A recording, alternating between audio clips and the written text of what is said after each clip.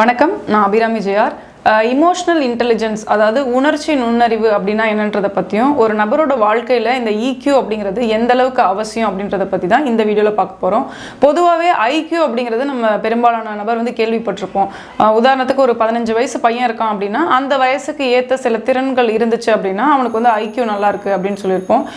For example, இப்போ ஒரு பையனுக்கு வந்து 15 வயசு இருக்குது அப்படின்னா அந்த வயசுக்கு ஏற்ற ஒரு கற்றல் திறன், மொழித்திறன், சிந்தனை திறன், முடிவெடுக்கிற திறனாக இருக்கட்டும், இல்லை திட்டமிடுதல், இந்த மாதிரி சில திறன்கள் சரியா இருக்கும் பொழுது அவருக்கு IQ நல்லா இருக்கு அப்படின்னு சொல்லுவோம்.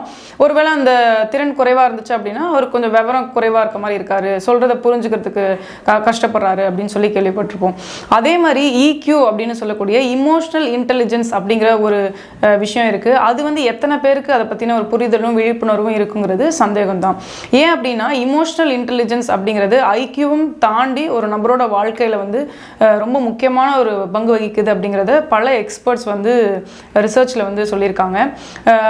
சிம்பிளாக சொல்லணும்னா அந்த EQ அப்படிங்கிறது என்னென்னா, ஒரு நபரோட உணர்வுகளையும், ஒரு நபருக்கு வந்து தன்னோட உணர்வுகளையும் மற்றவங்களோட உணர்வுகளையும் வந்து புரிந்து கொள்கிற திறன் இருந்துச்சு அப்படின்னா அதை தான் வந்து அந்த இமோஷனல் இன்டெலிஜென்ஸ் EQ அப்படின்னு சொல்லுவோம். ஏன் வந்து ஒரு நபருக்கு இந்த EQ முக்கியம்? சிம்பிளாக சொல்லணும் அப்படின்னா EQ அப்படிங்கிறது ஒரு நபருக்கு தன்னோட உணர்ச்சி மட்டும் இல்லாமல் தன்னை சுற்றி இருக்கவங்களோட உணர்ச்சியும் புரிந்து கொள்கிற திறன் இருந்துச்சு அப்படின்னா அதை தான் வந்து நம்ம EQ அப்படின்னு சொல்கிறோம். இப்போ IQக்கு வந்து சில அம்சங்கள் இருக்கிற மாதிரி EQக்கும் முக்கியமான 5 அம்சங்கள் வந்து ஒரு நபருக்கு இருந்துச்சு அப்படின்னா அவங்களுக்கு வந்து EQ நல்லா இருக்கு அப்படின்னு சொல்லலாம். முதல் விஷயம் பார்த்தீங்க அப்படின்னா செல்ஃப் அவேர்னஸ், அதாவது சுய விழிப்புணர்வு அப்படின்னு சொல்லலாம். இப்போ ஒரு நபருக்கு வந்து தனக்கு ஏற்படுற எண்ணங்களாக இருக்கலாம், சிந்தனைகள், நடவடிக்கைகள், செயல்பாடுகள், இதை பற்றின புரிதல் திறன் நல்லா இருக்கு அப்படின்னா அதை தான் செல்ஃப் அவேர்னஸ் அப்படின்னு சொல்லுவோம். இரண்டாவது விஷயம் பார்த்தீங்கன்னா செல்ஃப் ரெகுலேஷன், அதாவது சுய ஒழுங்குமுறை அப்படின்னு சொல்லுவோம். தனக்கு ஏற்படுற உணர்வை புரிந்து கொள்றதை மட்டும் இல்லாமல் அந்த உணர்வை எப்படி ஆரோக்கியமாக கையாளலாம், அதை எப்படி ஒழுங்குமுறைப்படுத்தலாம் அப்படிங்கிறது தான் இந்த செல்ஃப் ரெகுலேஷன் அப்படின்னு சொல்லுவோம்.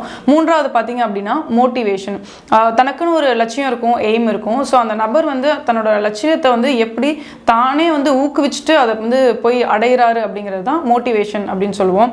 நான்காவது பார்த்தீங்கன்னா எம்பத்தி, அதாவது பச்சாதாபம் அப்படின்னு சொல்லுவோம். நம்ம கூட வந்து நண்பர்கள் இருக்காங்க, உறவினர்கள் இருக்காங்க, பெற்றோர்கள் இருக்காங்க, அவங்களோட உணர்வை புரிஞ்சுக்கிட்டு அவங்க இடத்துல இருக்கும்போது இது வந்து ரொம்ப கஷ்டமாக தான்ப்பா இருக்கும் அப்படின்னு அவங்களோட சூழலில் நம்ம இருந்து பார்க்குற அந்த உணர்வை தான் வந்து நம்ம எம்பத்தி அப்படின்னு சொல்லுவோம். லாஸ்ட் பார்த்தீங்கன்னா சோஷியல் ஸ்கில்ஸ், அதாவது சமூகத்தில் மக்களோட மக்களாக எப்படி பழகுறது, அவங்களோட எப்படி இணக்கமாக புரிஞ்சுக்கிறது அப்படிங்கிறது தான் சோஷியல் ஸ்கில்ஸ் அப்படின்னு சொல்லுவோம். இப்போ மேற்குறிப்பிட்ட 5 அம்சங்களும் ஒரு நபருக்கு வந்து நல்லா இருக்குது அப்படின்னா அந்த நபரோட இமோஷனல் இன்டெலிஜென்ஸ், அதாவது EQ வந்து நல்லாவே இருக்குது அப்படின்னு சொல்லலாம். இப்போ ஒரு நபர் வந்து வேலை இடத்துல வந்து EQ அதிகமாக உள்ள நபராக இருந்தால் அந்த நபருக்கு என்னென்ன மாதிரியான விஷயங்கள் இருக்கும் அப்படின்னு பார்த்தீங்கன்னா கம்யூனிகேஷன். ஃபஸ்ட்டு விஷயம் வந்து ஒரு பாஸ் வந்து நம்மக்கிட்ட ஒரு விஷயம் சொல்கிறார் அப்படின்னா அது நம்ம கீழே இருக்கவங்கள்ட்ட அந்த கம்யூனிகேட் பண்ணுறோம் இல்லையா, அந்த விஷயம் வந்து ரொம்ப சிறப்பாக இருக்கும் அப்படின்னு சொல்கிறாங்க. ஏன் அப்படின்னா இப்போ வேலை செய்கிற இடத்துல ஒரு நபருக்கு வந்து EQ அதிகமாக இருக்கும்போது அவர் தன்னோட உணர்ச்சியும் இல்லாமல் மற்றவங்கள உணர்ச்சியும் வந்து சரியாகவே கட்டுப்பாட்டில் வச்சுருப்பாருன்னு நம்ம பார்த்தோம். அப்போ தனக்கு கோபமோ இல்லை வந்து சந்தோஷமோ அதிக அளவில் இருக்கும்போது அதை ஆஸ்வாசப்படுத்திக்கிட்டு தான் முதல்ல சீராக இருந்துட்டு அதுக்கப்புறம் அவங்க சொல்கிற ஒரு விஷயத்தை போய் அங்கே சொல்லும் பொழுது அந்த நபருக்கு வந்து தெளிவும் நிதானமும் கிடைக்குது. அந்த நபர் மேலே நம்பகத்தன்மை வந்து நிறையவே ஏற்படுறதுக்கான வாய்ப்பு இருக்குது.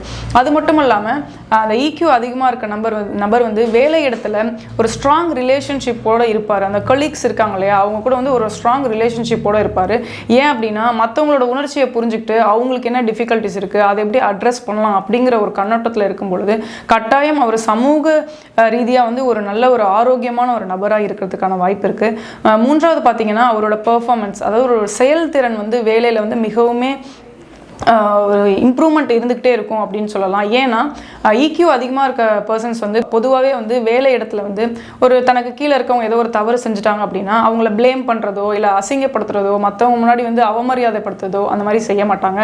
அதுக்கு மாறாக இந்த மாதிரியான ஒரு பிரச்சனையை வந்து திருப்பி ஏற்படாமல் எப்படி தவிர்க்கலாம், இப்போ அந்த பிரச்சனை ஏற்பட்டது வந்து எப்படி அதை சொல்யூஷன் கொடுக்கலாம் அப்படின்னு ஒரு சொல்யூஷன் பேஸ்டாகவே திங்க் பண்ணுறதுனால அந்த EQ உள்ள நபர்களுக்கு வந்து பெர்ஃபார்மன்ஸ் வந்து நாளுக்கு நாள் அவங்களுக்கு இம்ப்ரூவ்மெண்ட் அதிகமாகவே இருக்கும் அப்படின்னு சொல்கிறாங்க.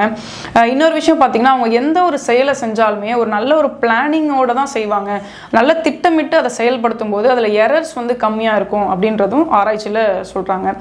அது மட்டும் இல்லாமல் பார்த்திங்கன்னா அவங்க மற்றவங்கள்ட்ட ஏதோ ஒரு நல்ல விஷயம் பார்த்தாங்கன்னா அதை அப்ரிஷியேட் பண்ணுறதுக்கும் அவங்களை என்கரேஜ் பண்ணுறதுக்கும் தயக்கமே காட்டாமல் அவங்க வந்து ரொம்ப ஒரு பாசிட்டிவான ஒரு சுச்சுவேஷனை க்ரியேட் பண்ணுவாங்க அப்படிங்கிறதும் நம்ம தெரிஞ்சுக்கக்கூடிய ஒரு விஷயம் தான். ஒருவேளை வேலை செய்கிற இடத்துல இருக்க நபருக்கு வந்து EQ குறைவாக இருக்குது அப்படின்னா ஒருத்தவங்க சொல்கிற ஒரு ஃபீட்பேக்கை வந்து அதாவது ஒரு கற்றல் அனுபவமாக எடுத்துக்காமல் ஒரு நம்மளை குறை சொல்லிட்டாங்க அப்படின்னு சொல்லிட்டு வாக்குவாதம் செய்கிறதா இருக்கட்டும், ஒரு குழு செயல்பாடுகள் இல்லை மீட்டிங்ஸில் சொல்கிற ஒரு விஷயங்கள் வந்து என்னையே ப்ளேம் பண்ணுறாங்க, என்னையே தவறாக சொல்கிறாங்க அப்படிங்கிற ஒரு ஆஸ்பெக்டில் மட்டுமே பார்ப்பாங்களே தவிர அதை வந்து நம்மளோட நல்லதுக்காக தான் சொல்கிறாங்க, ஒரு கன்ஸ்ட்ரக்டிவாக நம்ம மேலே வந்து ஒரு கருத்து சொல்லும் பொழுது அதை நம்ம மாற்றிக்கணும் அப்படிங்கிற மனப்பான்மை அவங்களுக்கு இல்லாமல் இருக்கும். ஸோ இப்போ ஒரு நபருக்கு வந்து ஐக்கியூங்கிறது கட்டாயம் தேவையான ஒரு விஷயம்தான். ஆனால் வளர வளர அதாவது வேலைக்கு ஒரு நபர் போகிற பிறகு அவருக்கு ஐக்கியூவை காட்டிலும் EQ அப்படிங்கிறது ரொம்பவே வந்து ஒரு தேவையான ஒரு விஷயம் அப்படிங்கிறதுல எந்தவித மாற்று கருத்தும் இல்லை.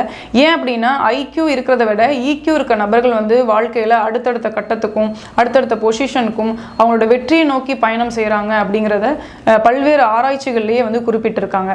இப்போ நம்ம சமுதாயத்தில் பார்த்தீங்கன்னா இப்போ ஒரு நபருக்கு வந்து IQ அதிகமாக இருக்குது, நல்லா படித்து நிறைய மார்க் வாங்குறாங்க அப்படின்னா அது நல்லாவே நம்ம பெற்றோர்கள் வந்து பாராட்டுறாங்க, ஊக்குவிக்கிறாங்க, அதில் எந்தவித தவறுமே இல்லை. ஆனால் ஒரு குழந்தைக்கு வந்து வெறும் அந்த IQ அப்படின்னு சொல்லக்கூடிய நுண்ணறிவு திறன் மட்டுமே போதுமா அப்படின்னு கேட்டிங்கன்னா கண்டிப்பாக இல்லை.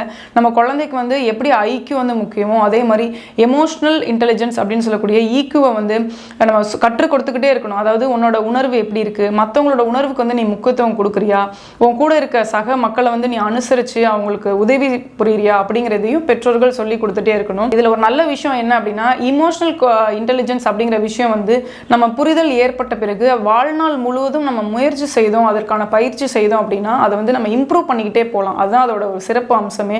ஸோ ஈக்குவ வந்து நம்மளால் முடிஞ்ச அளவுக்கு நம்ம எந்த அளவுக்கு எஃபோர்ட் போடுறோமோ அந்த அளவுக்கு நம்மளால் கற்றுக்க முடியும் அப்படிங்கிறது தான் அது சிறப்பான ஒரு விஷயமே. ஸோ உங்களில் பல பேர் வந்து சரியான ஒரு படிப்பு முடிச்சுட்டு வேலைக்கு போயிருக்கலாம், ஆனால் வேலை இடத்துல இன்னுமே நீங்கள் சிரமப்பட்டுட்டு இருக்கலாம். இந்த இமோஷனல் இன்டெலிஜென்ஸ் அப்படிங்கிறத வந்து எப்படி உங்களோட எப்படி தெரிஞ்சுக்கணும் அப்படின்னு கேட்டிங்கன்னா அதுக்கு நிறைய வெப்சைட்ஸ் இருக்குது. வெப்சைட்டில் வந்து நிறைய அசஸ்மெண்ட் ஸ்கேல்ஸ் இருக்குது.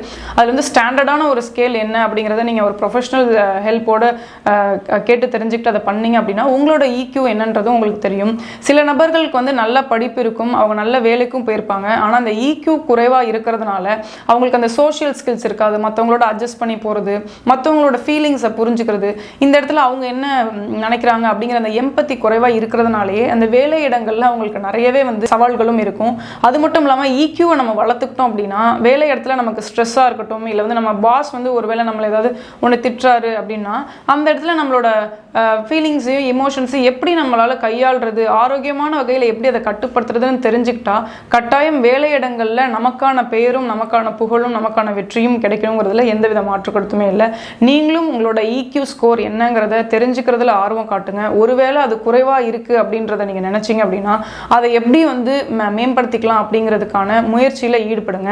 ஏன்னா நம்ம வாழ்க்கையில் வந்து சமுதாயத்தில் பல்வேறு பெரிய தலைவர்கள்னு சொல்லக்கூடிய சயின்டிஸ்ட் அவங்கலாம் நிறைய வந்து IQ ஸ்கோர் அதிகமாக வச்சுருப்பாங்க, பல்வேறு சாதனைகளை பெற்றிருப்பாங்க. ஆனால் அவங்களுக்குலாம் வந்து நீங்கள் ரிசர்ச்லேயே போய் பாருங்கள், அவங்களுக்கு EQங்கிறது ரொம்ப ரொம்ப கம்மியாக இருக்கும். IQ அதிகமாக இருக்கவங்களுக்கு EQ ரொம்பவே கம்மியாக இருக்கும். அப்போ அவங்க சமுதாயத்தில் மக்களோட மக்களாக புரிந்து கொண்டு ஒருங்கிணைந்து வாழ்கிறதுக்கு வந்து கொஞ்சம் சிரமப்படுவாங்க. ஆனால் இப்போ இருக்க காலகட்டத்தில் நம்ம ஸ்கூல் காலேஜஸில் வந்து நம்ம படிக்கிறோம், நல்ல ஸ்கோர் பண்ணுறோம், ஓகே, அதை வந்து அப்ரிஷியேட் பண்ணுறாங்க. ஆனால் அன்ஃபார்ச்சுனேட்லி நம்ம வேலைக்குன்னு போகும்போது நமக்கு அங்கே வந்து படிக்கிறதோ டெஸ்ட்டோ எக்ஸாம்ஸோ எழுதக்கூடிய சூழல் இல்லை. அங்கே வந்து நம்மளோட திறமையை காட்டுற மாதிரி இருக்கும், நம்ம சோஷியலி எல்லாருக்கூடையும் பழகுற மாதிரி இருக்கும். அன்றைக்கி ஒர்க்கை வந்து நம்ம இன்னும் என்னன்றது ப்ரோஆக்டிவாக யோசித்து பண்ணுற மாதிரி இருக்கும். அந்த சமயத்தில் நம்மளோட இமோஷன்ஸ் ஃபீலிங்ஸ் அதை வந்து நம்ம செல்ஃப் ரெகுலேட் பண்ண வேண்டிய கட்டாயத்தில் நம்ம இருக்கோம். அதுவும் இல்லாமல் மற்றவங்களை பற்றி திங்க் பண்ணக்கூடிய விஷயமும் கண்டிப்பாக தேவையாக இருக்குது, அந்த எம்பத்தின்னு சொன்ன விஷயம். அது இல்லாமல் சோஷியல் ஸ்கில்ஸ்ங்கிறது ரொம்பவே ஒரு முக்கியமாக தேவையான ஒரு விஷயமா இருக்கும் பொழுது இந்த விஷயத்தை நீங்கள் வளர்த்துக்கிறதுல ஆர்வம் காட்டினீங்க அப்படின்னா நீங்கள் அடுத்தடுத்து உங்களோட துறையில் வந்து மேம்படுறதுல எந்த ஒரு மாற்று கருத்துமே இல்லை. ஸோ இதை பற்றி இமோஷனல் இன்டெலிஜென்ஸ் பற்றி கொஞ்சம் தெரிஞ்சுக்கிறதுல ஆர்வம் காட்டுங்க. IQ அப்படிங்கிறது கண்டிப்பாக வெளியில் நமக்கு தெரியும். ஒருத்தர் நல்லா படித்து நல்லா மார்க் எடுக்கிறாருன்னா கண்டிப்பாக தெரியும், பாராட்டக்கூடிய விஷயம்தான். ஆனால் சமூகத்தில் ஒன்றி வாழ்கிறதுக்கு உங்களுக்கு சிரமமாக இருக்குன்னா உங்களோட EQ என்னங்கிறத தெரிஞ்சுக்கிறதுக்கு முயற்சி செய்யுங்க. நன்றி.